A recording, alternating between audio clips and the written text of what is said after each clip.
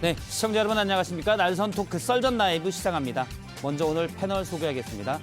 국민의힘 김병민 전 비대위원, 김재섭 전 비대위원, 더불어민주당의 복귀왕 전 의원, 정의당의 박원석 전 의원님 나왔습니다. 안녕하십니까? 안녕하세요. 안녕하세요. 예, 탈북어민의 북송, 강제 북송이냐 추방이냐 이 부분 계속 논란이 됐는데요. 오늘 이 얘기를 하나 더 보고요. 한기호 의원이 새로운 주장을 내놨는데 이 부분 살펴보도록 하고 민주당 일각에서 제기하고 있는 민주유공작법 재추진 이 부분도 짚어보도록 하겠습니다. 먼저 첫 주제는 흉악범 아닌 브로커라는 주장입니다. 바로 어제 국민의힘의 국가안보문란 실태조사 TF 단장인 한기호 의원이 주장한 내용인데요. 그 주장 먼저 얘기로 들어보겠습니다. 사실은 김책시에서 이 16명은 탈북하려던 5가구의 주민이었으며 오징어잡이 배로 탈북하기 위해 육지에 1명이 하산하여 16명을 인솔하여 승선하기로 하였으나 모의부에 의해서 체포가 되어서 오징어잡이 배에 남아있던 2명이 낌새를 알고 체포 직전에 남하했다고 증언하고 있습니다. 지금 사실 탈북어민이 16명을 살해했다, 2명이. 그래서 우리나라 해군이 잡으려고 했지만 위아래로 도망 다니다가 결국은 납포돼서 조사받고 흉악범이어서 닷새 만에 북송했다라는 게 이제 지난 정부의 주장이었는데요. 이 탈북어민이 흉악범들이 아니고 탈북 가족들을 데리고 탈북시키던 브로커였다라는 주장입니다. 이 주장의 근거에 대해서 한기호 의원은 한 탈북자가 북한 김책시에 있는 거주 주민과 통화에 들은 내용이다라고 주장을 했습니다. 자, 이 부분도 먼저 살펴보도록 하죠. 이 주장에 믿을만한가요? 복귀왕 의원님께 먼저 여쭤볼까요? 우선은 탈북자가 북한 김책시에 있는 사람이랑 통화가 가능한 시스템인가요? 대한민국 시스템이?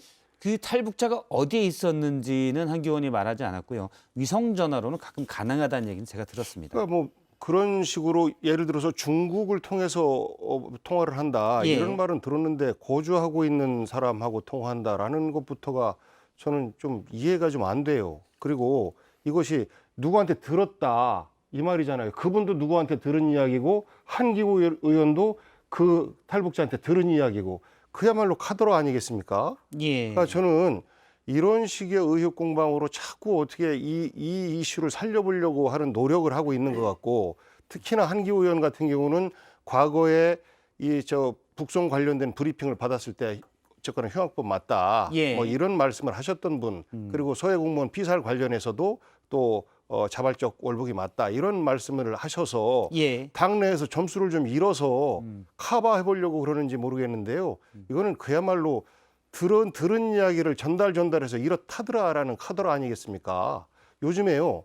제가 주변 사람들에게 이야기를 들어보면 이 북송 관련된 이슈가 나오면 이 채널을 돌린대요. 아, 그래요? 지겨워서. 이제 그만 좀 했으면 좋겠다. 저 문제하고 내 문제하고 무슨 상관이냐? 지금 우리 사는 것과 무슨 상관이 있느냐? 이런 이제 그 답답함들이 있는 것이라 저는 오늘도 채널 들어갈까 봐 좀 걱정입니다. 일단 시청률에 민감한 저를 압박하고 계신데 일단 이 주제는 하고 그 주제도 놔두도록 하겠습니다. 일단 저희가 잡은 주제니까요. 한 두 사람의 목숨 그리고 인권에 관련된 얘기고 대한민국에 있는 여권 정치인들만 관심을 가지고 있는 주제가 아니라 영국에 있는 상원 의원 그리고 미국에 있는 사람들까지도 이 문제에 관심들을 갖고 있다는 점들을 좀 인지하면서 얘기를 시작했으면 좋겠고요. 이게 어느 날 갑자기 나온 얘기가 아니라 2019년도 12월 달 그해 겨울의 기사를 검색해 보면 관련된 얘기들이 나옵니다.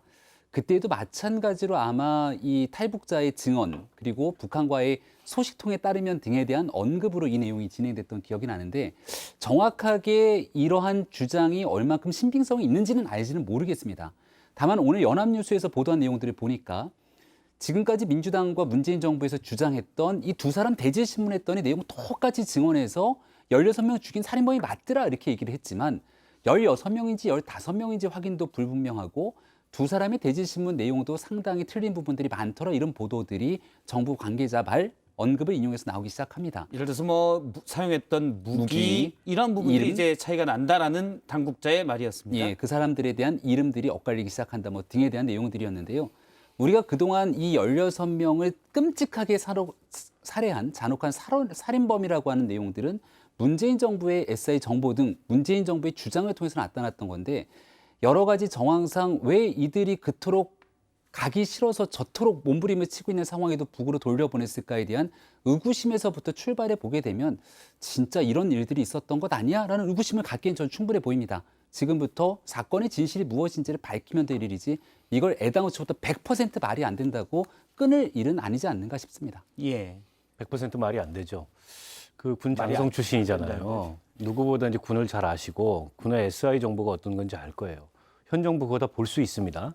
만약 한기호 의원이 주장한 대로 SI 정보를 통해서 저 사람들이 이 살인을 저지른 흉악범이 아니라 탈북 브로커라는 게 우리 군이 그 정보를 갖고 있다면 지금 정부가 다 들여다볼 거예요. 한기호 의원이 저렇게 카더라 통신 방식으로 얘기하기 전에 난리가 났을 거라고 봅니다. 왜 저런 얘기를 계속하느냐. 결국 이 사안을 받아들이는 여론도 그렇고 또 이 법리를 여기에 적용해서 뭔가 사법적 잣대를 들이대려고 하더라도 지금 국민의힘이나 정부 입장에서 하나의 전제를 무너뜨려야 돼요. 16명을 죽인 흉악범이다라는 걸 무너뜨리고 싶은 겁니다. 다만 결정적으로 무너뜨릴 근거는 없고 계속 흔드는 겁니다. 그거를. 그래서 심지어는 뭐 탈북자와 김책시 주민이 통화했는데 이렇다더라. 아니 세상에 저렇게 중대한 주장을 하면서 저렇게 허술한 근거를 가지고 주장하는 게 어디 있습니까? 저분 저 보니까는 국회에서 주장하신 게 아니에요. 현직 의원이시죠? 예. 면책특권에 해당이 안 될 수 있습니다. 정치적 법적 책임을 지게 될 수 있어요. 그러니까 지금이라도 본인이 주장하는 게 분명한 사실이라면 그 사실을 뒷받침할 수 있는 근거를 대라.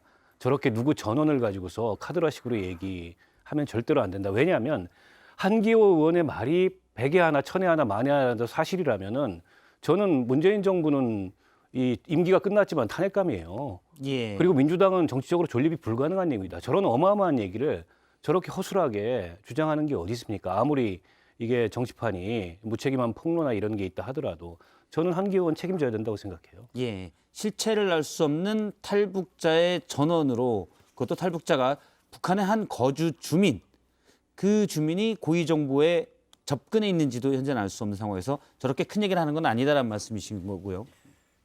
저희가 바로 이 한기호 의원의 발언이 나오기 이전까지 이 둘은 그래도 살인범이다라는 것을 어느 정도로 여야가 전제를 하고 나서 다른 논의들을 좀 이어갔던 것 같거든요.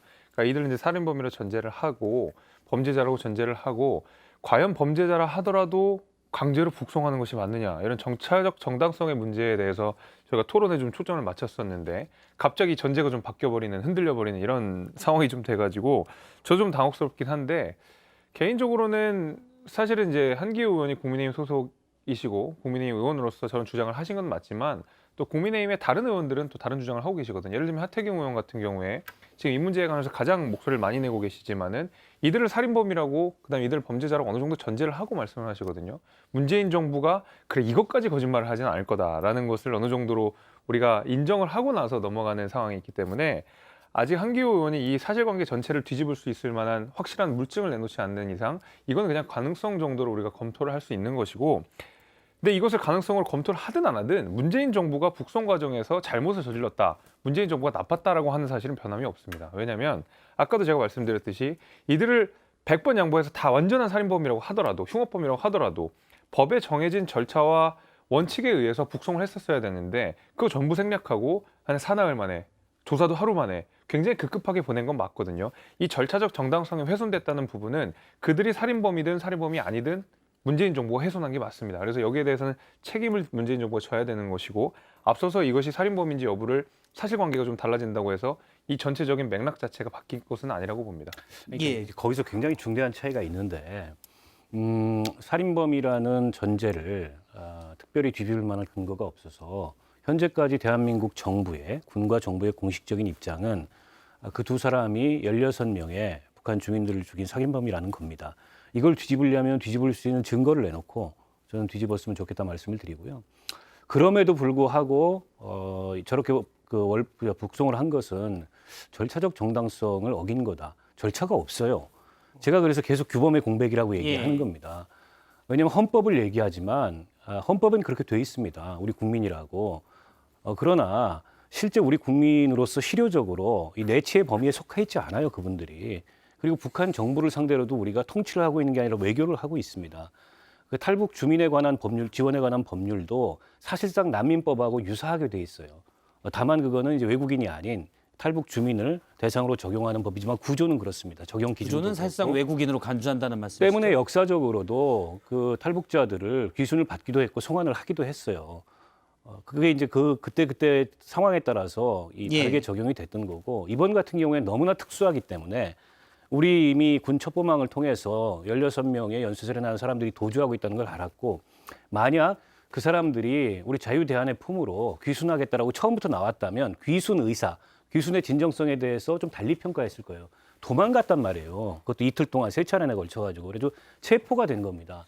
때문에 여기에 적용할 수 있는 절차적, 규범적 어떤 이 정해진 게 없어요. 그렇다 보니까는 일종의 통치행위 차원에서 판단이 이루어졌다는 거고, 이거는 어떤 사법적 잣대로 평가할 문제가 못 된다라고 제가 거듭 말씀드리는 거예요. 예. 사법적 잣대 이제 법적 내용, 뭐 규범의 미비 이렇게 말씀 주시는데요. 일단 상식에 결여되어 있는 내용들이 굉장히 많다라는 점을 좀 전에 김재섭 비대위원이 얘기를 꺼냈는데, 오늘 나오고 있는 보도 내용을 보면 노영민 비서실장이 주관한 회의에서 강제 북송이 결정됐다 이렇게 얘기를 하지 않습니까? 2019년 11월 달에 납포되고 나서 불과 한 5일 정도 되는 기간 동안 아주 짧게 조사를 끝냈던 데에 대한 문제점들을 지적을 수차례 해왔는데, 국정원장도 참석하지 않았던, 조사 내용에 대해서 명확하게 보고를 받지 않았던 노영민 실장 주관하는 청와대 회의에서 이들 북한의 주장에 맞춰갖고 강제 북송하기로 결정했다라고 한다면 심각한 문제가 있는 겁니다. 이들이 귀순 의사를 피력한 점에도 불구하고 정의용 안보실장은 수차례 그 당시 회의에 나와서 귀순 의사를 피력하지 않았다 등에 대한 언급들을 해오지 않았습니까? 이 모든 일들이 결국 그 뒤로 바로 이어지게 되는 김정은 위원장의 답방의 신호를 맞춰서 하기 위한 정치적 행위가 아니었겠는가? 이런 의심할 정황들이 너무나 많은 상황이었기 때문에 강제 북송을 하기로 결정하기 몇 시간 전에 문재인 정부에 있었던 당시 법무실장을 통해서 법적 근거를 확인하라고 했는데, 법적 근거가 확인이 안 됐다는 내용들까지도 전해지고 있는 것 아니겠습니까? 문제는 이들이 지금 북으로 건너가서 처형된 것으로 보인다, 이런 기사들까지 나오고 있는데요. 사람의 목숨이, 2명의 목숨이 결국은 문재인 정부가 강제 북송을 결정함으로 인해서 잃어버리게 됐다면, 혹은 더 나아가서 이들의 강제 북송 결정 이후로 대한민국, 자유대한민국을 향해서 오게 되는 탈북민들에게 대한민국으로 가게 되면 강제 북송된다, 이런 엄청난 신호를 주게 만들었다면 있을 수 없는 일이기 때문에 그 사건 진실을 규명하겠다는 게 뭐가 이렇게 예. 엄청난 일인지 잘 모르겠습니다. 일단 앞서 이제 김명민 전 비대위원님이 말씀하신 노영민 실장? 아니요, 저 그 전에 얘기했던 2019년에도 이 탈북 어민 2명이 예. 흉악범이 아니고 탈북 브로커다라는 주장이 일부 보도가 있었습니다. 리버티 코리아 포스트라는 매체에서 있었는데, 여기에는 이제 탈북자이신 분이 원장으로 있는 곳에서 발간하는 온라인 매체인데, 당시에도 정부는 가짜 뉴스다라고 강력히 규탄한 바가 있습니다. 저도 한 가지만 더 말씀을 드리면, 앞서서 이제 말씀을 잘 해주셨는데, 그 법률의 공백이 있는 부분이 있습니다. 헌법도 그렇고, 뭐 난민법도 그렇고, 북한 이탈 주민 보호법도 그렇고, 우리가 사실 이들을 법적으로 테두리 안에서 딱 맞아떨어지는 법은 없는데, 그럴 때일수록 훨씬 보수적으로 갔어야 되는데 굉장히 정치적인 결정들이 있었다는 정황들이 분명히 있는 것이고, 무엇보다도 사실은 법률의 미비라고 하기에는 우리 범죄인 인도법이 분명히 존재하고 있거든요. 이들을 범죄인으로서 문재인 정부가 정의를 했다 그러면 범죄인을 인도하는 법률에 따라서 범죄인 인도법 절차에 맞춰서 했었어야 되는데, 그게 외교부 장관이 법무부 장관에게 자료를 송부하고, 그다음에 법무부 장관이 검찰에게 자료를 송부하고, 그것이 다시 재판부로 가서 적법성 여부를 판단하는 그 절차 중에 단 하나라도 문재인 정부는 했었느냐. 애초에 범죄인 인도법이라고 있는 것 자체를 이들에게 적용할 생각도 안 했던 걸로 지금 제 예. 생각은 느껴집니다. 그렇게 됐을 때는 법률에 공백이 없었기 때문에 이들을 급하게 돌려보냈다라는 핑계가 잘 안 먹히는 것이죠. 행정 절차를 완벽하게 모든 그 대상이 되는 기관들에게 다 이해와 설득을 시키는 과정이 다소 부족했다라고 하면 그 부분에 대해서는 뭐 인정할 거예요. 민주당에서도 그렇고 문재인 정부에서도 그렇고. 하지만 이 사안 자체가 그렇게 처리할 사안이 아니었기 때문에 정치적 판단, 통치적 판단을 내린 것이다라는 생각을 해요. 그러니까 범죄자 인도 조약 북한하고 안 맺었잖아요. 어떤 식으로 그들과 할 겁니까? 우리 국민이라고 주장을 하시면서 또 이런 부분에 있어서는 또 국가 대 국가로서의 그 말씀을 하시는 거거든요. 맨 처음에 이 논쟁이 규범의 미비가 된 부분을 절차적 정당성 혹은 법의 위배 이렇게 주장을 하다가 이 부분에 대해서 별로 근거가 부족하니까 흉악범을 보내야지 그러면 왜 대한민국에 묶어두고 있느냐. 한 끼도 우리 세금으로 밥 먹이는 거 아깝다라는 정서들이 있는 거 아니겠습니까? 그러다 보니 지금 모락모락 안개를 키우는 거예요. 흉악범 아니다. 이렇게. 근데 흉악범 아니다라고 얘기하려면 저는 통일부와 또 현 국정원과 국방부에서 그 근거를 가지고 이렇게 해서 아닙니다라는 SI 감청 자료를 들이밀면 저는 금방 해결될 거라고 봐요. 그리고 그것을 볼 수 있는 권한이 대통령한테 있는 거 아니겠습니까? 그래서 이것을 이렇게 자꾸만 그 본질을 왜곡하거나 혹은 국론 분열용으로 이슈용으로 써먹지 말았으면 하는 바람이 있는 것이고 그 2019년 그 해에 우리 탈북민이 몇 명인지 아십니까? 대한민국으로 들어온 인원이 1,094명이나 돼요. 1,094명 중에서 이 두 사람은 돌려보냈어요. 왜? 범죄자이기 때문에 그런 겁니다. 그 한 해에 들어온 탈북민 그렇습니다. 저는 이제 뭐 우리 시청자들께서 오해를 하실 수도 있는데 문재인 정부가 결코 잘했다는 게 아닙니다.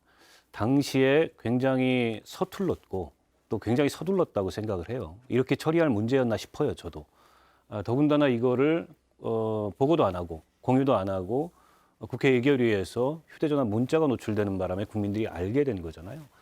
차라리 당시에 공개하고 이걸 어떤 절차를 통해서 처리했으면 좋을지 국회와 이 국민 여론과 합의를 만들어가면서 했다면 이런 상황은 오지 않았을 거라고 봅니다. 근데 뭐에 쫓기듯이 그렇게 서둘러 했는지 일각에서 이제 북한 눈치 보기 얘기 나오는데 눈치 보기가 없었다고 하기 어려운 측면이 저는 있다고 봐요. 그런 정황도 있다는 거예요. 네, 그럼에도 불구하고 이걸 과연 우리 법으로 지금 다스릴 수 있는 이게 죄냐? 도대체 무슨 죄를 진 거냐? 어떻게 처벌할 거냐? 정치적 논란만 키울 뿐이지 이 점에 있어서 저는 이견이 있다는 거고요. 그래서 제가 거듭 국정조사를 하자고 주장을 하는 게 사실은 법령상의 이런 공백과 위비가 큰 문제, 특히 이제 남북 관계에서 이 문제는 이제 사회적 정치적 합의가 중요한데 이번 국정조사가 그런 과정이 됐으면 좋겠다는 거예요. 토론을 통해서 국민들이 충분히 이 문제의 합리적 핵심이 뭔지 그리고 어떤 방향으로 이걸 해결하는 게 맞는 것인지 저는 판단하실 수 있다고 생각합니다. 근데 지금 와서 또 국정조사 얘기가 쏙 들어갔어요. 민주당에서 이제 받겠다고 하니까는 여당에서 더 이상 주장을 안 해요. 처음에 주장했다가.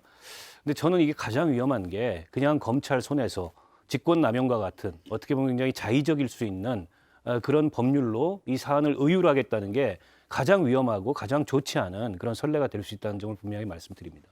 일단 현재는 여러 가지 한기호 의원의 주장처럼 여러 주장들이 약간 명확한 팩트 없이 나오는 경우들이 있는데요. 사실 이런 것들이 뭐 검찰이 국정원장이 서훈 전 국정원장이 고발됐기 때문에 수사를 하고 있는 부분이기 때문에 팩트가 또 나오면 다뤄지는 게 맞지 않나라는 생각을 합니다. 일단 앞서 한기호 의원 주장에 대해서는 민주당 서해 관련 TF가 어제 통일부를 항의 방문했는데 권영세 장관이 흉악범인 건 인정했다라고 주장을 했습니다. 그 부분 들어보겠습니다.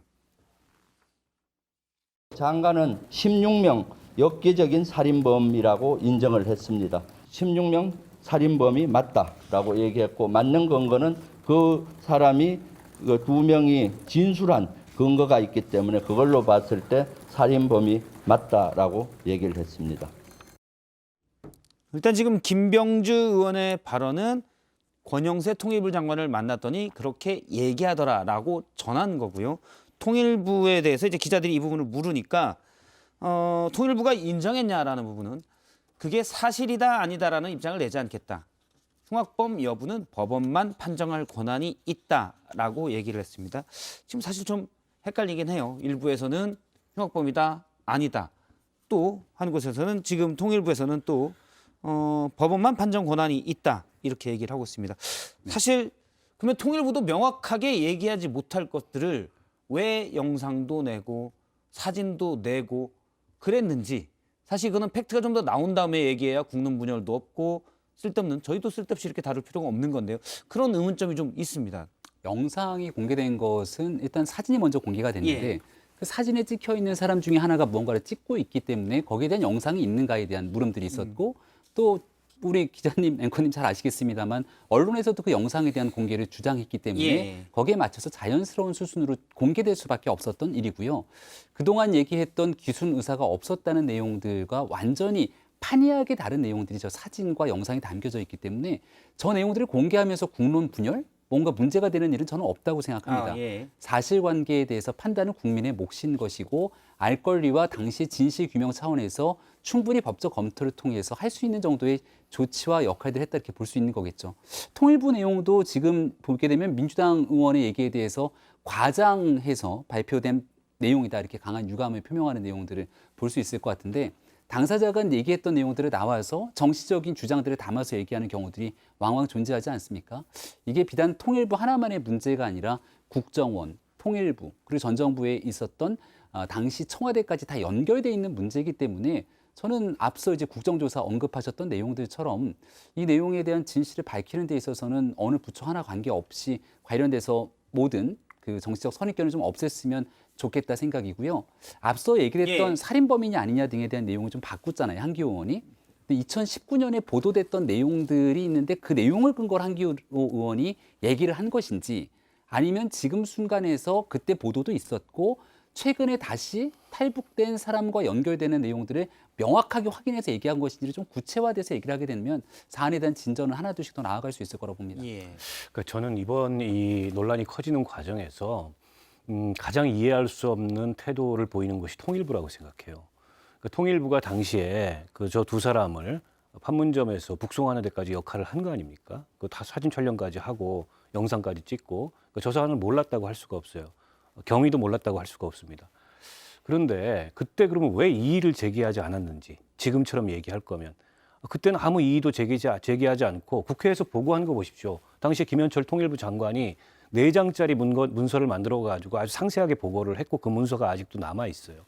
근데 그때 통일부 내부에서 그 어떤 이견이 있다는 얘기를 못 들었습니다. 근데 딱 정권 바뀌니까 정권의 표정 살피고 기색 살피고 이러면서 지금 입장을 180도 바꿨는데 그때와 지금 판단을 바꾸게 된 근거가 1모, 2모, 3모 이걸 얘기해야 될 거 아닙니까? 저렇게 사진 공개하고 영상 공개하기 전에 적어도 한 나라의 통일 정책을 담당하는 부처라면 그 정도의 제가 보기에는 이 면모는 있어야 되는데 180도 입장을 바꿔놓고 그냥 뭐 아무 얘기를 안 해요. 왜 그런 판단을 바꿨는지. 오죽하면 지금 통일부 노조에서 이 도대체 입장을 바꾸게 된 근거가 뭔지 이래가지고 우리가 통일 정책을 담당하는 부처라고 할 수 있는지 심각한 문제다라고 지적까지 나오지 않았어요. 게다가 예. 지금 통일부 장관이 누굽니까? 원조 윤핵관이라고 하는 이 권영세 장관이세요. 권영세 장관이 통일부에 저렇게 가니까 통일부가 마치 이게 무슨 종북몰이 내지는 신북풍의 선두주자가 돼가지고 이런 행태를 보이는 거에 참 개탄스러워요. 예. 지금 말씀하신 통일부 노조, 국가공무원 노조의 통일부 지부입니다. 19일 날 내부 게시판에 글이 올라왔습니다. 북송에 관한 기존 입장을 번복한 것에 대해 우려를 표명하고 통일부가 이례적으로 이 사진 동영상을 공개하고 입장을 번복함으로써 논란의 핵심에 서게 된 건 유감스러운 일이다라고 통일부 노조가 얘기를 했습니다. 저는 이제 입장을 번복했다 이런 접근 방식보다는 차후에라도 그래도 진실에 조금 더 가까이 간다 이렇게 봐주시면 좀 좋을 것 같아요. 당시에 뭐 통일부의 입장이 제가 뭐 전혀 이해가 안 가는 건 아닌 것이 지금 뭐 서해 공무원 피살 사건도 관련 마찬가지고 북송도 마찬가지고 청와대의 지시 내지는 청와대의 결정이 있었다. 그다음에 나름 정부가 나아가고자 하는 어느 정도 방향성들 가이드라인이 있었다라는 거 아닙니까? 그런 얘기들이 사실 언론 보도 속에서 많이 나오고 있고 그 말하자면 엄혹한 기조 속에서 통일부가 사실 거기에서 이런 정보를 알고 있다 하더라도 사후에 조금 지금은 기류가 없는 건가요? 그건 모르겠습니다. 그것까지 제가 말씀드릴 없지만 그 당시 특히 이제 대북과 관련돼서는 문재인 정부가 굉장히 말하자면은 좀 공을 기울였던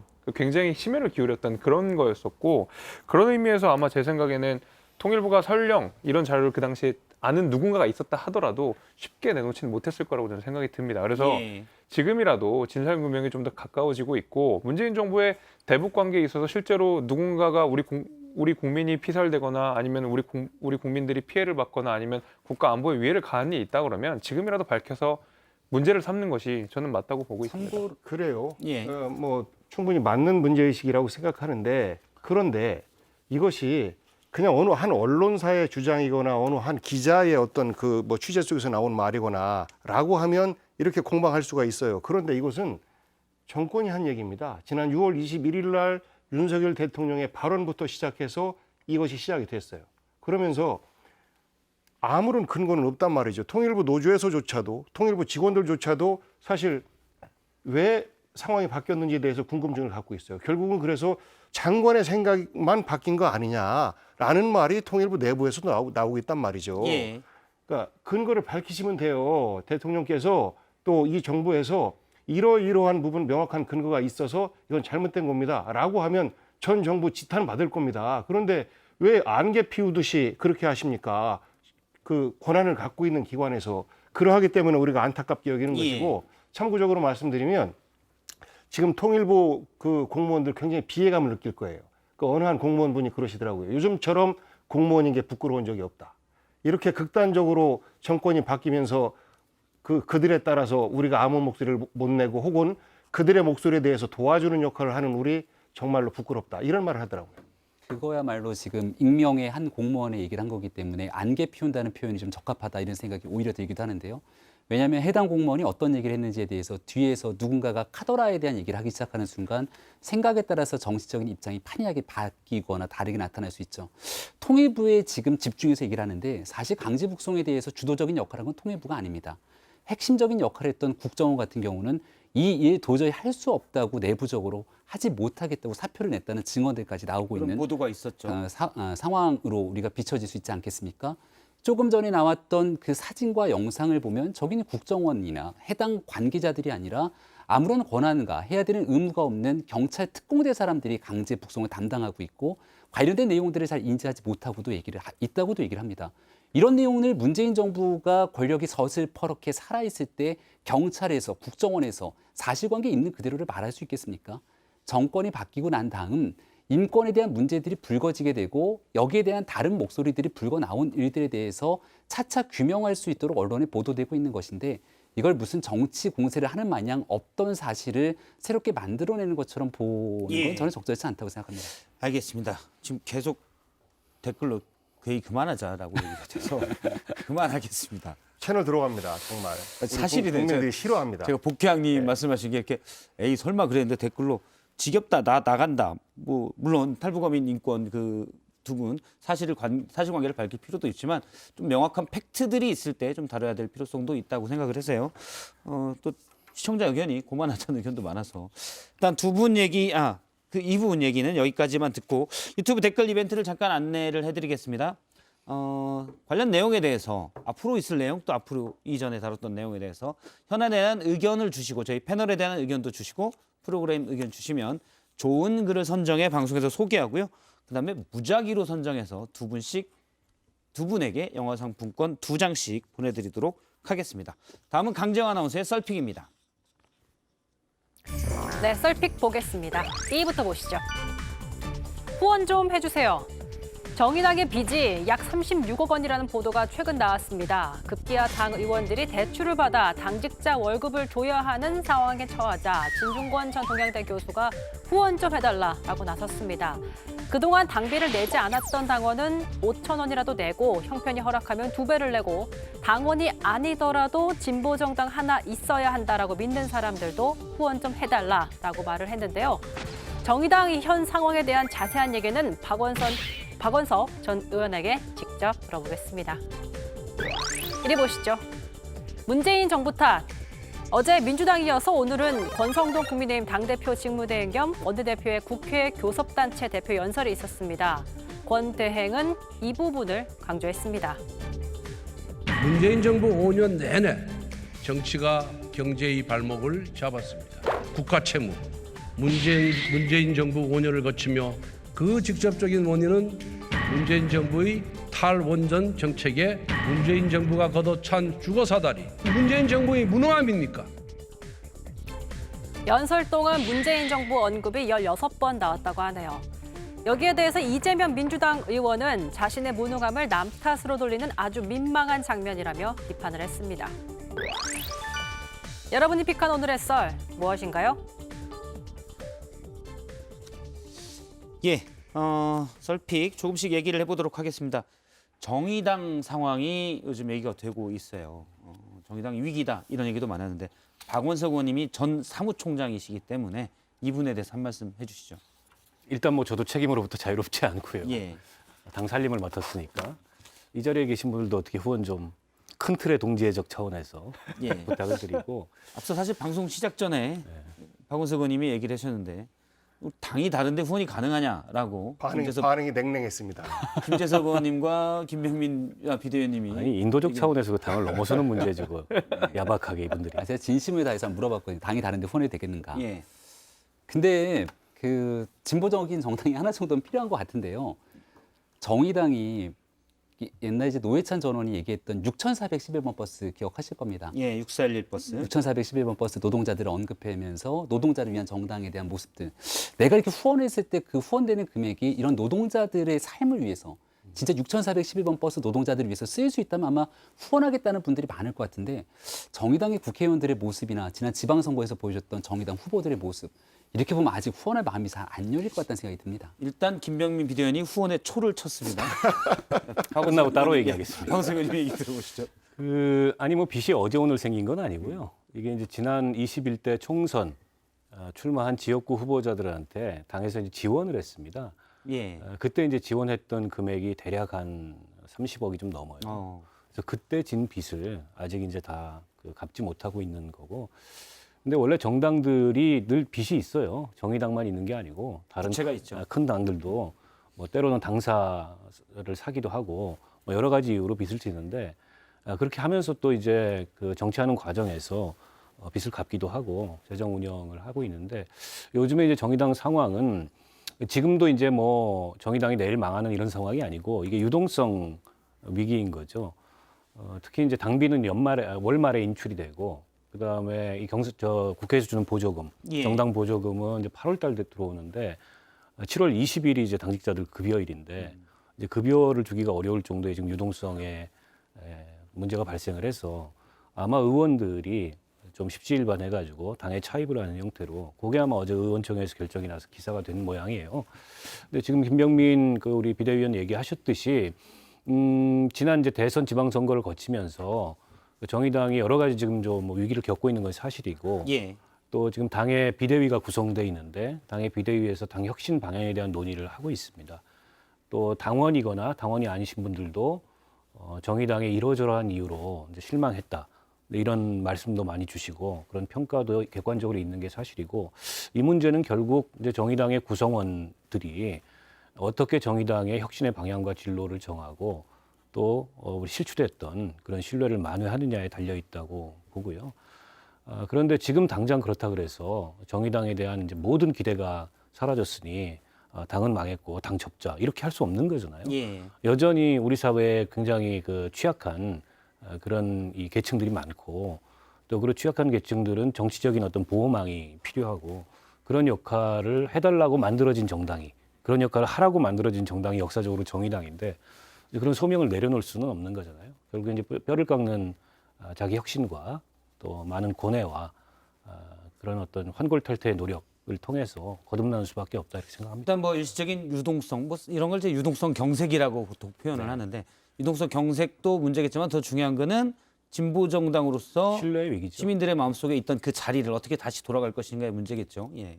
그러니까 뭐 그냥 제가 어떻게 보면은 정의당이니까 제가 주제 넘는 얘기일 수도 있는데, 그러니까 국민의힘을 지지하시는 분들도 그렇고 더불어민주당을 지지하시는 분들도 있을 테고, 근데 국민의힘과 더불어민주당이 말하자면은 보살피지 못하는, 그다음에 그 시선 바깥에 있는 분들은 그래도 정의당에서 뭔가 해줄 것 같다는 생각들을 갖고 계셨던 것 같아요. 그게 이렇게 정치적 이념을 지형을 넘어서 아까 말씀하신 인류애라든지 뭐 동포애라든지 뭐라고 해야 될지 모르겠지만 아무튼 그런 그 최후를 지켜주는 든든함 같은 것들이 있는 게 정의당이었는데, 어느 순간 우리 국민들이 정의당은 그런 어떤 최후의 보루 같은 느낌이 아니라 이 사람들 정치인이구나라는 생각을 하신 것 같아요. 그러니까 이 사람들도 정파적인 이해관계가 있는 사람들이고 이 사람들도 의석수가 중요한 사람들이구나라는 현실들을 알기 시작하면서 마음이 좀 떠난 것 같아요. 아니 정의당은 그런 게 없어야 된다고 주장하는 게 더 이상한 거죠. 물론 그렇긴 한데 정의당도 정당이고 집권을 목표로 하는 정당인데 물론 그렇긴 정파적 한데요. 이해나 네. 권력 의지나 의석수가 중요하지 않다 이렇게 얘기하면 그거는 시민운동이죠. 그러니까 그 딜레마를 푸는 게 사실 이제 정의당의 역할인데 가장 그 정파적 부분이기도 하겠죠. 그 정파적 이해관계라고 하는 것이 말 그대로 정의당이 늘 추구했던 그 가치라면은 이해가 되겠는데 그게 때로는 민주당의 편을 드는 방식으로 때로는 어떨 때는 이 사람들이 국민의힘에게 편을 들어주는 건가라는 말하자면 노선의 헷갈림 같은 것들이 느껴지니까 정치인으로 보는 게 아니라 정치적 이해관계에 따라서 움직이는 사람들로 비춰졌다라는 것이죠. 저는 이제 그런 아쉬움들이 개인적으로 있었습니다. 그냥 저 후원 좀 해줬으면 좋겠다 이렇게 동의하면 될 것 같고요.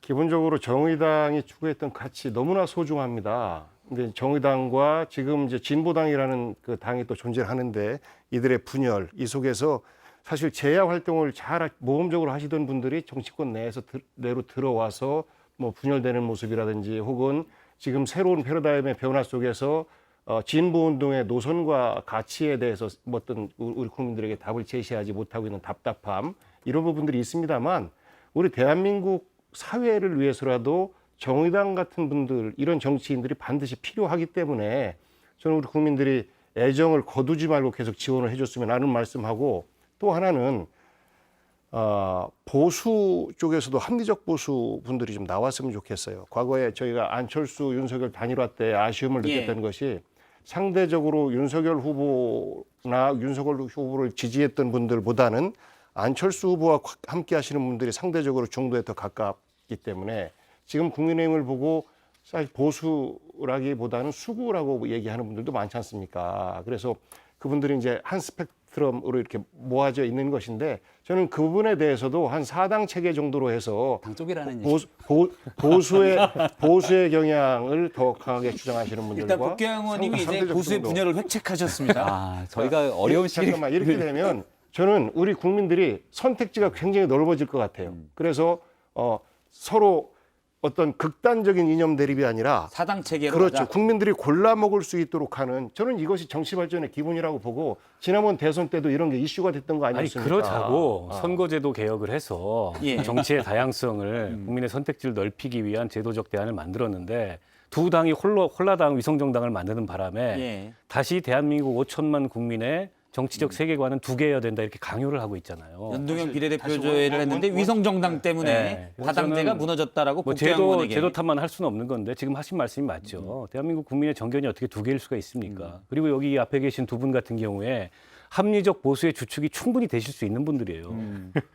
저분들하고 한기호 의원하고 같은 당에 있는 게 이상하지 않습니까? 오히려 저희 문제를 논하기 전에 지금 민주당 내에서 이재명 후보와 나머지 의원들 간의 대립전선 서 있는 거 보면 이 여러 정파들이 주제가 필요하다면 엉뚱한데 이렇게 피우면 안 되지.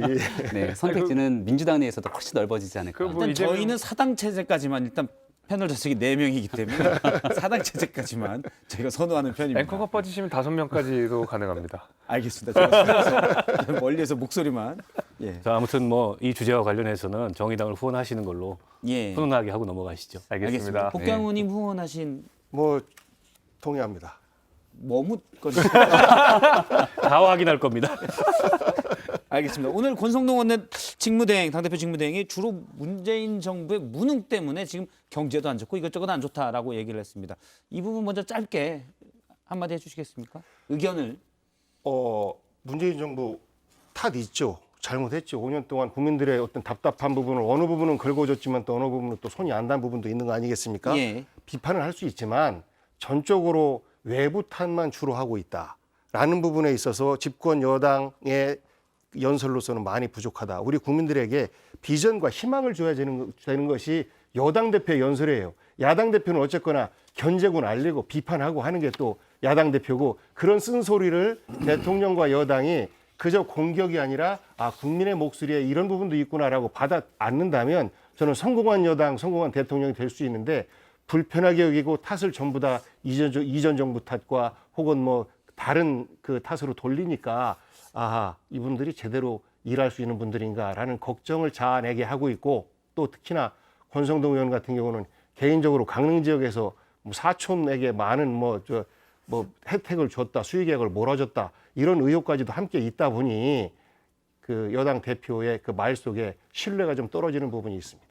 오늘 권성동 원내대표 교섭단체 대표 연설이 있었는데요. 내용이 좀 깁니다. 제가 전문을 다 읽어보더라도 예. 굉장히 많이 긴 내용 중에 한 대목이 이 현재 위기 상황에 대해서 문재인 정부의 책임론을 언급했던 내용들을 찝어서 말씀하신 것 같고요. 시작은 우리 국민이 겪고 있는 어려움 그리고 이 경제 위기를 돌파하기 위한 필요한 해법들, 더 나아가서 대한민국의 미래를 찾기 위해 이 정부가 가야 될 방향, 뭐 총망라해서 많이 집어넣었죠. 근데 아마 이 대목에 대해서는 어제 박홍근 원내대표가 허두 세게 비판을 하니까 거기에 대해서 그냥 넘어가기 어렵겠다 싶어서 좀 강조한 측면들이 있는 건 아닌가 싶은데, 국민들 보시기에는 여야가 빨리 손잡고 경제 위기 돌파라는 뜻이 있는 만큼 두 당에 대한 교섭단체 대표 연설에 대한 평가가 있으리라 봅니다. 저는 알겠습니다. 좀 실망스러웠어요. 두 당 교섭단체 대표 연설 둘 다 실망스러웠습니다. 이게 원내대표 연설이 무슨 찌라시들도 아니고 뭐 육상시가 튀어나오고 또 민주노총은 무슨 조폭 집단이라든지 이런 표현들이 나오는 게, 지금 경제 위기와 국민들이 민생에 대해서 여러 가지 근심들이 쌓여 있다는 점을 감안할 때 그에 대한 어떤 해법과 또 그 해법을 찾아나가기 위한 서로 간의 노력 같은 것들이 좀 담겨야 되는데, 양당 원내대표 모두 너무 지금 지나치게 이제 상대 탓이다라는 걸 하는 것 같아서 원구성도 안 된 상황에서 이루어진 대표 연설치고는 좀 실망스러웠습니다. 알겠습니다.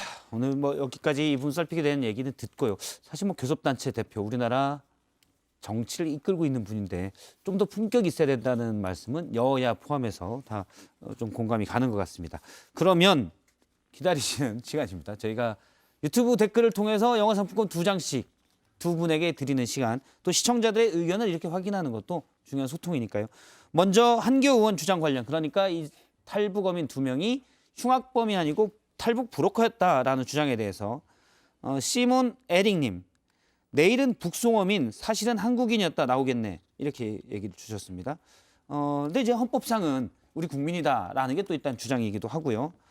그다음에 블루라인님은 강제 북송의 문제는 근거가 너무 빈약한 것이라는 거다. 그건 누구도 반박을 못한 사실이 아니냐라는 의견 주셨고, 김매튜님, 카더라 북풍몰이는 잘못됐다라는 의견 주셨습니다. 통일부 입장 번복 관련해서는 덥다님, 통일부 자체도 통일이 안 되는데 무슨 남북 통일하겠습니까? 예. 이거 덥다님 촌철살인으로. 예. 영화 티켓 관련해서 김희윤님, 정치에 관심 많은 중학교 3학년 학생입니다. 썰전 라이브 항상 주말에 다시 보기로 봤는데 드디어 방학해서 라이브로 볼 수 있네요. 예. 즐거운 여름방학 보낼 수 있을 것 같습니다. 감사합니다. 많이 시청해 주신다니까 고맙고요. 대신 방학 때 썰전 라이브만 보면 어머니가 싫어하실 수 있으니까 요 점은 참고를 해주시길 바라겠습니다. 김재윤님, 좀 깁니다. 지금 설명을 드려야 될 것 같아요. 아이들 방학 되니 너무 힘듭니다. 중학생, 앞서 이제 김희윤님과는 다른 입장이 됐네요. 중학생 아들, 제가 밥통으로 보이는지 돌아서면 먹을 걸 달라고 하네요. 또 방학 전에는 썰전 듣는다고 타박은 안 들어오는데 우리 아들 뉴스 그만 보고 밥 먹은 지 얼마나 됐다고 주스 좀 만들어주면 안 되겠냐고 합니다. 아들에게 썰전 열심히 보면 영화 티켓도 받을 수 있다고 당당하게 말할 수 있게 티켓 좀 주세요. 뭐 두 분이 연결되는 거 아닌가요? 그러니까 김윤 똑같은데 아니에요? 이름 바꿔서 다시 쓴 것 같은 느낌도 살짝 들고요. 네, 이름과 끝자가 비슷하고 중학생 방학이 비슷한. 그렇지만 저희가 카더라 하면 안 되기 때문에 일단 이분 아들에게 당당하게 말할 수 있게 티켓 2장 드리겠습니다. 네. 패널 관련해서 이거 저희가 좀 얘기한 부분이었어요. 하승석님의 패널, 김병민 대변인님 관련된 겁니다. 김병민 전 대변인 말씀 잘하시고 열심히 하셔서 이번엔 꼭 대통령실 입성하세요. 파이팅, 힘내세요. 이거 소금 뿌리는 건데 상처에. 예, 아마 좋은 뜻으로 하셨을 것 같아요. 제가 내가 보니까 이제 말도 조심해요. 혹시 찍힐까 봐. 대통령실 사적 채용 논란할 때 늘 얘기됐던 게, 그렇게 열심히 한 김병민 대변인도 지금 패널 뛰고 있는데 이게 뭡니까라는 얘기가 있었는데 이분 진심을 담아서 꼭 입성을 하시라고 주셨습니다. 아, 예. 저희도 바랍니다. 저 없는 데에서도 제 얘기를 많이 하셔갖고. 아니 네. 안 계실 때는 실명을 얘기한 적이 한 번도 없어요. 그렇죠. 대기실에서만 했습니다. 네. 저희끼리. 예. 그 맞잖아요. 실명을 얘기한 적은 없잖아요. 그렇죠. 얼마 전에 방송에는 이주석 없습니다. 대표 얘기하면서 정치인에게 꼭 필요한 덕목 한 가지가 동정론이라고 얘기를 하더라고요. 예. 지금 하승석님으로부터 김병민 대변인님이 동정 1을 획득하셨습니다. 예. 두봉이님께서도요, 말을 너무 잘합니다. 김병민 대변인님, 민주당으로 왔으면 좋겠습니다. 그리고 의견을 주셨습니다. 그리고 박원석 이분 정당 얘기를 했는데요. 호잉님, 박원석 의원님 관련해서 꼭 읽어주셨으면 좋겠어요. 박원석님, 저는 정의당 당원인데 썰전에서 정의당에 대해서 평론할 날이 올까요? 오늘 했습니다. 박원석 의원님이 도와달라고 하셨습니다. 덥다님, 썰전 라이브에서 정의당 후원 계좌 띄워주세요. 박원석님 열심히 하시잖아요. 후원 계좌 혹시 외우고 계시면 아니 라이브에서 외우지는 못합니다. 예. 예, 저희가 다음 박원석 의원님 나오실 때 후원 계좌를 밑에 띄워두도록 하겠습니다. 특정 정당만 하면 문제가 될 수 있으니까 다 띄워주세요. 업무팀과 상의 후에 제가 띄워드리도록 하겠습니다. 쿨러덩러덩님, 복기왕님 머리숱이 해자시네요. 복 받으셨습니다. 그 다음엔 없습니다. 아니 뭐 머리숱, 이름 뭐 이런 얘기만 나옵니까? 아, 눈 얘기도 있습니다. 눈이 크네요. 깜빡깜빡. 불타는 맘님, 복기왕님 눈 좀 그만 부릅뜨세요. 무서워요. 서른도 닮으셨다고 이렇게 복기왕 의원님 말씀이 많네요. 손오공님, 복기왕님은 서른도 닮으셨고, 김병민 교수님도 얘기했는데 그건 안 읽을게요. 기분 나쁘실 것 같아요. 아, 그래요? 나중에 보여드리겠습니다. 기분 나쁘실 수 있겠는데 아무튼 서른도 닮으셨다고 맞습니다. 칭찬인지 욕인지 모르겠어요. 알겠습니다. 오늘 뭐 좀 얘기 전해드릴 게 많아서 유튜브 댓글 좀 길게 봤고요. 앞서 두 명이 그 김재현님 아들이 자꾸 밥 달라고 하는데 썰전 라이브 보면 영화 티켓 나온다고 얘기하셨던 김재현님에게 영화표 드리도록 하고요. 그 다음에 김병민 대변인에게 꼭 대통령실 입성하세요라고 얘기한 하승성님에게 드리도록 하겠습니다. 축하드립니다. 이분에게 드리는 거는 이분 딱 소개할 때 다 네 분이 빵 터지셨거든요. 네, 그래서 빵 터질 수밖에 없는 사연이 있잖아요. 네, 그래서 드렸습니다. 네, 두 분에게 영화 티켓 2장씩 드리도록 하겠습니다. 네, 다음 주제에 넘어가겠습니다. 자, 민주유공자법 재추진 두 번째 주제입니다. 네, 민주당이 이른바 민주유공자법, 그러니까 정확히는 민주유공자 예우에 관한 법률인데 재추진 의사를 밝혔습니다. 21대 국회에 들어와서 우원식 의원 등 170여 명이 공동 발의를 했었는데 이걸 다시 추진하겠다, 좀 적극적으로 추진하겠다라고 얘기를 했습니다. 우원식 의원이 어제 발표한 내용 그리고 이에 대해서 권성동 국민의힘 직무대행의 얘기를 차례로 들어보겠습니다. 이한열, 박정철, 전태일을 비롯해서 이 머리 깎으신 분들 그 이외에 한 800분 정도 되는 열사들을 유공자로 만들자. 그리고 부상당하신 분들, 실종되신 분들, 그렇게 인정된 분들 만들자 하면 국민 누구도 전 반대하지 않을 거라고 생각합니다. 그 법안 자체가 우리 젊은 세대로부터 공정하지 못하다라는 그런 비판을 받고 있어서 왜 갑자기 다시 이 문제를 꺼내들었는지, 그리고 그런 젊은 세대들의 비판을, 우려를 덜어낼 만큼 새로운 내용이 있는 것인지 한번 보도록 하겠습니다. 예, 내용을 2020년에 우원식 의원이 낸 안이 현재 21대 국회 지금 계류 중인데요. 그 내용을 잠깐 살펴보면 민주유공자 정확히 숫자가 810명이 조금 넘습니다. 하지만 이 배우자, 직계, 비속이 포함되기 때문에 전체적으로는 4,000명이 좀 넘는데요. 대상자가 될 수 있는 분들이 유공자 800여 명 대상으로 교육 지원 내용이 들어가 있고요. 뭐 주택 같은 부분에서 주택 지원이 들어가 있습니다. 그리고 논란이 됐던 부분이기도 한데요. 취업 시 그러니까 200명 이상 기업에 취업할 때 만점에게 가산점을 만점에 해당하는 만점의 일부 5에서 10% 가산점을 준다는 내용도 들어가 있습니다. 원래 제가 좀 더 설명을 드리면 서른 의원이 과거에 역시 민주유공자 지원에 관한 법률을 발의했다가 상당히 비판적인 의견이 많이 있었었는데요. 이때는 어떤 부분이 있었냐면 당시 민주유공자를 대상을 할 때 희생한 분, 공헌한 분 이런 식으로 돼 있고요. 구체적으로 하다 보니까 뭐 구속되거나 해고, 제적당한 사람 이런 부분까지 다 포함됐습니다. 그래서 당시 민주당 의원 상당수도 여기에 들어간다. 그래서 셀프 보상법이다라는 비판이 있었고 결국 저 안은 철회됐습니다. 하지만 21대 국회에 들어와서 우원식 의원이 다시 된 안은 유공자 수를 대폭 줄게 되는 거죠. 사망하거나 행방불명 또는 상해, 크게 다친 사람 유공자 이 대상이 이제 800명 정도라는 겁니다. 이분 이거 어떻게 봐야 될까요? 먼저 박원석 의원님이 좀 얘기를 해주시겠습니까? 아니, 저는 큰 틀에서의 필요성은 공감을 합니다. 지금 민주화 운동과 관련해서 4.19라든지 5.18 유공자들 같은 경우에는 뭐 이에 준하는 그런 지원 내용 혹은 예우의 내용이 있어요. 그런데 이제 5.18이나 4.19가 아닌 그런 민주화 운동 과정에서 뭐 사망하신 분들 또 크게 상해를 입거나 뭐 실종되신 분들 여기에 대해서는 없거든요. 다만 이제 내용에 대해서는 조금 더 우리가 세심할 필요가 있겠다. 그러니까 그 민주화 운동을 한 당사자들이나 그 직계 가족에 대해서 일종의 생활 지원이나 또 뭐 주택 뭐 청약이나 분양에 있어서의 뭐 어떤 우선권이나 이런 건 예. 모르겠는데 자녀들에 대해서 뭐 입사 시에 가산점 이런 거는 지금 요즘 젊은이들이 갖고 있는 이 공정의 감수성을 크게 건드릴 가능성이 있고 지금 우리가 취업이 잘 되는 상황이면 모르겠어요. 근데 그렇지가 못하잖아요.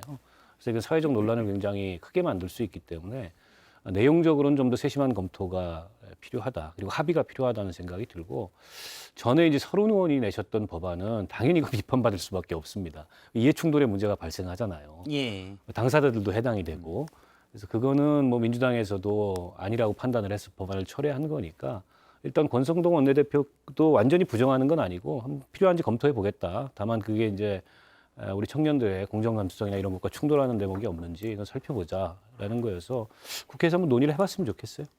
그 말씀 주신 대로 그 국가 유공자들에 대한 예우를 갖추는 것에 대해서 누가 반대를 하겠습니까? 근데 그러니까 국가의 어떤 폭력에 의해서 피해를 받은 당사자가 있고 그에 대해서 배상을 하고 또 필요한 보상을 하고 금전적인 내지는 뭐 그 밖에 물질적인 지원을 하는 것 자체는 동일할 수가 있는데 지금 이 법안의 내용들을 따져보게 되면 그 자녀들에 대한 입시 문제, 입시 지원금, 그다음에 뭐 중고교 뭐 학자금도 지원을 해주고 사실 그러면은 그 당사자에 대한 지원을 훨씬 넘는 것이거든요.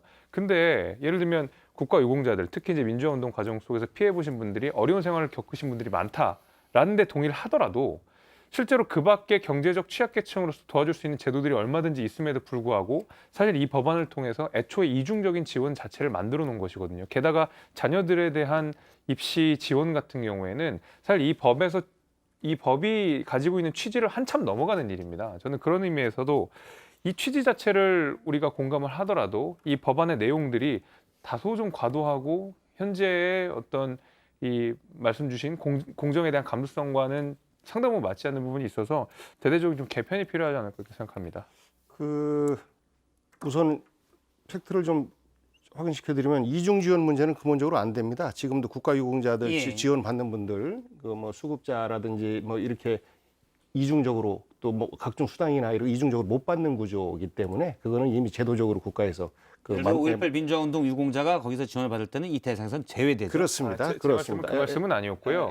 그런 것이고 예. 또 국가유공자들 자녀들이 취업을 할 때 공공기관 취업을 할 때 일정 정도의 가산점을 주는 것 이런 것들을 현재 채택하고 있는 것이기 때문에 그런 것들에 대해서 같이 적용할 거냐 말 거냐 이런 정도의 논의는 해보는 것이고 지금 나와 있는 것들은 제한 아니겠습니까? 그래서 이런 강론으로 들어가서 이 정도 혜택은 너무 큰 거 아니냐라고 이야기를 하면 결론을 못 내요. 우리가 민주화 운동 과정에서 수많은 젊은이들이 죽임을 당했어요. 그러니까 약 80%가량이 당시에 대학생들이었기 때문에 그 청년들이 자녀가 있겠습니까? 없단 말이죠. 결국은 이분들의 명예를 회복시켜줌으로 해서 지금까지라도 혹시 살아계시는 가족과 형제들에게 내 형제가 내 자식이 이런 명예로운 일을 했다라는 자부심을 주게끔 하는 것이 가장 첫 번째이다라는 생각을 갖고 있어요. 이한열 열사,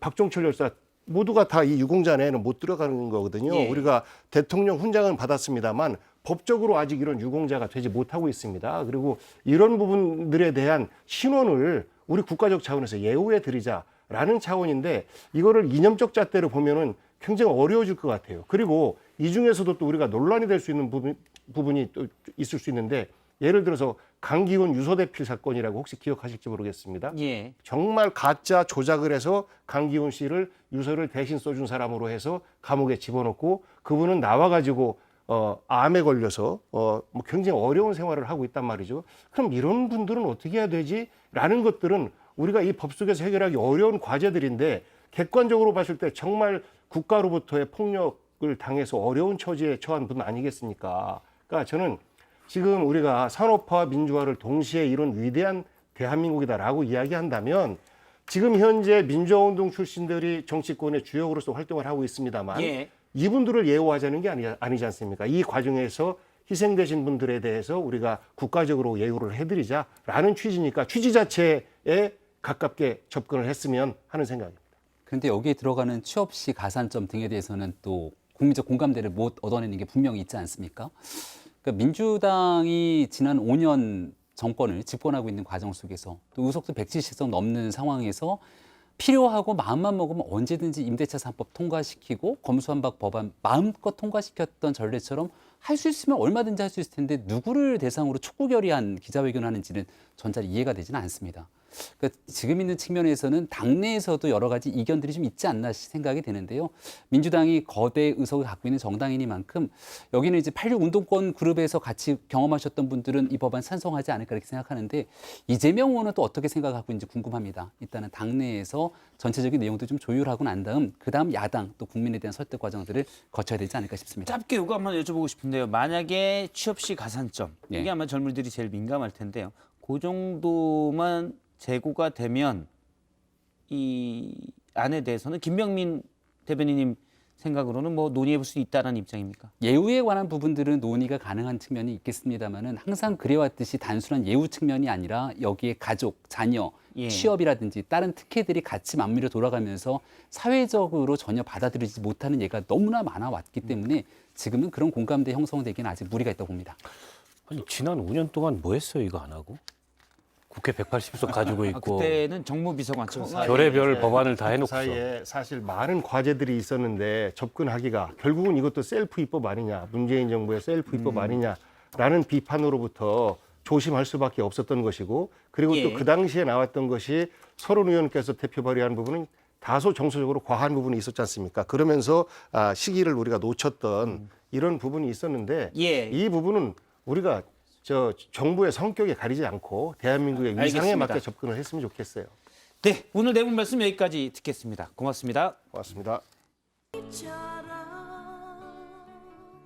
예, 오늘 썰전 라이브 인터뷰에서는 더불어민주당 최고위원에 도전하고 있죠. 박찬대 의원을 전화 연결을 통해서 만나보고요. 최고위원 이유 그리고 박찬대 의원이 지난 대선 때 이재명 후보의 비서실장을 했었습니다. 관련된 얘기도 좀 들어보도록 하겠습니다.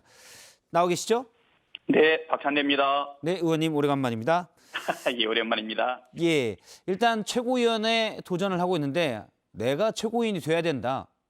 이유를 좀 얘기해 주신다면요? 예, 지금 많은 최고위원들이 출마를 했는데요. 예. 그만큼 민주당이 해결해야 될 과제가 많기 때문이다. 저는 이재명과 함께 통합의 민주당을 만드는데 가장 적격하지 않나 이렇게 생각이 되고요.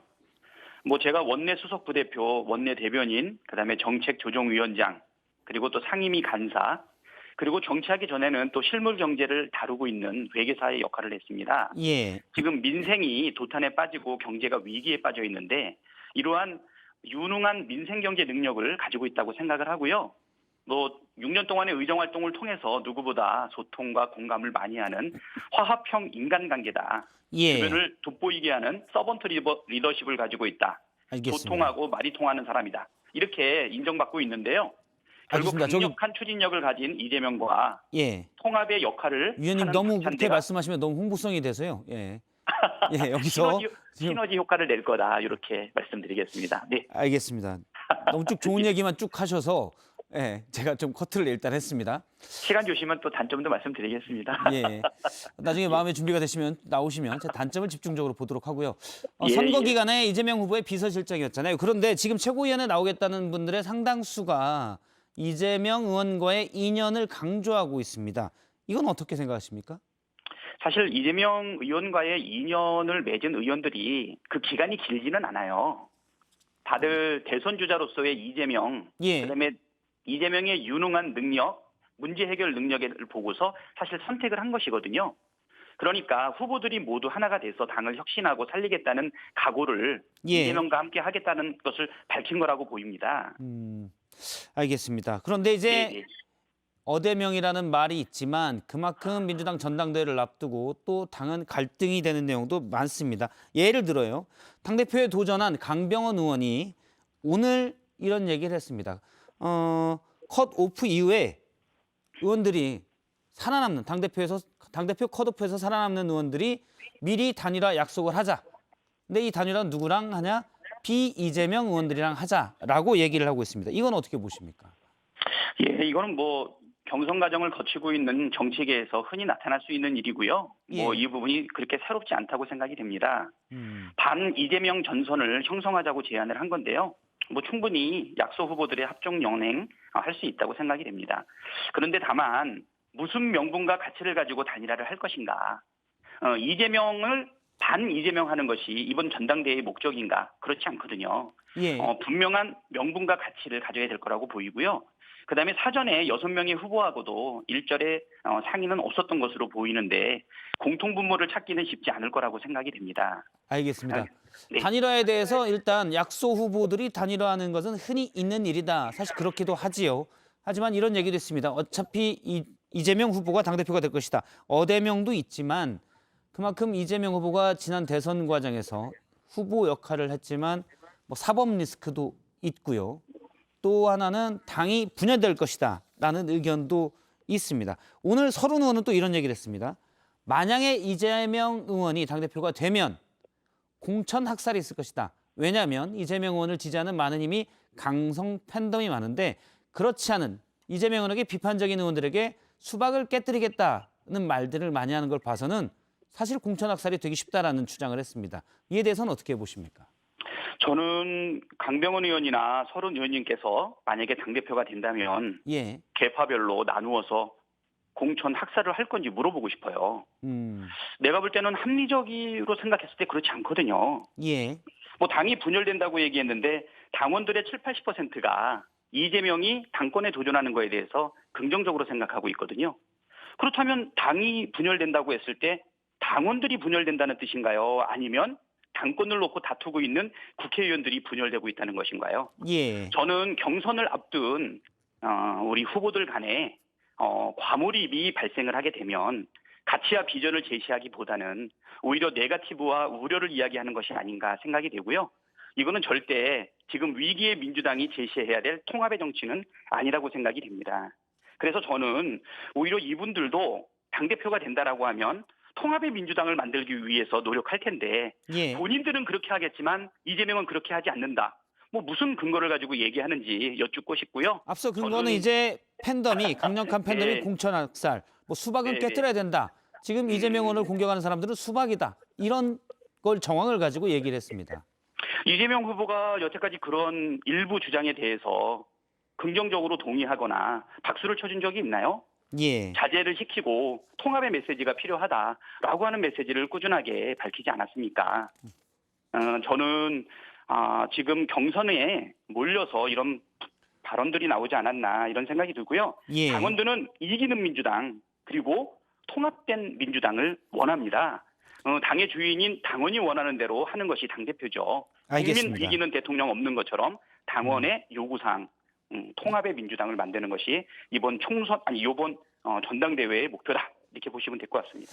알겠습니다. 의원님 어제 페이스북에 올린 글을 보니까 야당 의원에게 사법 리스크는 숙명이다 이런 얘기를 하셨는데요. 그 과거에 고발당한 사건 때문에 이제 박찬대 의원님도 경찰 조사를 받도록 뭐 통지가 된 거죠. 예, 그렇습니다. 근데 사법 리스크 얘기는 이제 왜냐면 이재명 의원이 당대표 출마하면서 당이 사법 리스크에 빠질 거다라는 얘기도 많이 있거든요. 그걸 염두에 두신 발언인가요? 그거는 인정하기 좀 어렵고요. 예. 사실 수사가 정치 보복의 형태를 지금 띠고 있어요. 지금 뭐 30% 초반, 어쩌면 20%까지 떨어질지 모르는 예. 윤석열 정부의 지지율, 그거를 바치기 위해서 낼 수 있는 유능한 경제 정책, 그다음에 국민한테 꿈과 희망을 줄 수 있는 비전을 제시해야 되는데 그거 무능하니까 다 포기하고 오히려 전 정부를 집중적으로 공격하고 있지 않습니까? 그리고 지금 가장 강력한 영향력을 미치고 있는 야당의 지도자인 이재명에 대한 사실 수사도 진행을 하고 있는데 이것은 지금 국힘이 고발하고 그리고 검찰공화국을 만든 윤석열 정부에서 수사를 해요. 이게 어떻게 리스크가 되나요? 저는 정치 보복이라고 생각이 되고요. 예. 그리고 지금 여당의 수사, 우리 본부장과 관련된 각종 내용들 이거 한번 살펴보시면 이거는 수사가 미진척되거나 거의 막 종결되고 있지 않습니까? 여당에는 면죄부를 주는 만큼 민주당 관련 고소고발이 계속 수사가 되고 있는데요. 오히려 동지들이 이러한 정치적 보복, 그다음에 공정하지 못한 수사에 대해서 함께 단결해서 이 부분에 대한 저항을 이루어야 되지 않을까. 알겠습니다. 윤석열 정부를 공격하지 않고 당내의 동지들을 공격하는 것은 적절치 않다 이렇게 생각합니다. 일단 수사가 되면 그거는 야당의 주요 정치인에 대한 정치 보복이다라는 주장이었습니다. 네, 여기까지 말씀을 듣겠습니다. 네. 박찬대 감사합니다. 의원이었습니다. 고맙습니다. 예, 감사합니다. 네. 썰전라비는 여기까지입니다. 계속해서 정치부회가 이어지고요. 저희는 내일 오후 3시 10분에 뵙겠습니다. 고맙습니다.